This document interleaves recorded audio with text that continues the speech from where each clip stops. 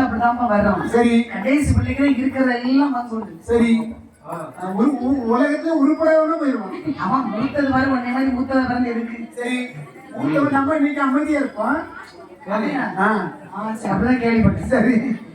பாருங்க அப்பா இப்ப இருக்கீங்களா? இவன் மூத்ததானப்பா. ஆமா. என்ன அட்டகாசம் பண்றான். எல்லா வீட்லயும் அப்படிதான் இருக்கு. சரி. பாருங்க எதை பாட்டா சிவபெருமான். சரி. அப்பா தெய்வான்களே அதான் பாருங்க என்னுடைய மைந்தன் சுடர் ஒளியில் பிறந்தவன் மாயாண்டி சுடரை. சரி. மற்றும் 21 பேர்கள். ஆமா. இப்ப 21 பேர்களும் சரி அழகா வழிபாடு வாங்கன்னு சொல்லியிருக்கா. சரி. அதுக்கு அத்தனை பேர்களுக்கும் ஆமா அழகா வழிபாடு கொடுக்கணும். சரி. எத்தனை நாள் ஆனாலும் பரவாயில்ல. சரி. என் பிள்ளைக்கு பிடிச்சது போல கொடுத்து சரி கோலோகத்துக்கு அனுப்பணும். ஆனந்த சுவாமி இறைவனுடைய சொல்லை மறுத்து சொல்ல முடியுமா? நீங்கள் எப்படி சொல்லுகின்றீர்களோ உங்களுடைய பிள்ளை சிவ சுடலை எப்படி கேட்கின்றாரோ அப்படி நாங்கள் வழிபாடு செய்கின்றோம். ஆமா என்று சொன்ன உடனே சரி தெய்வான்கள் சுடலை மாடற்கு இப்படி வழிபாடு ஒடுக்கின்றார்கள். என்ன ஒடுக்கின்றார்கள்? அடக்கி கோட்டை வாசலிலே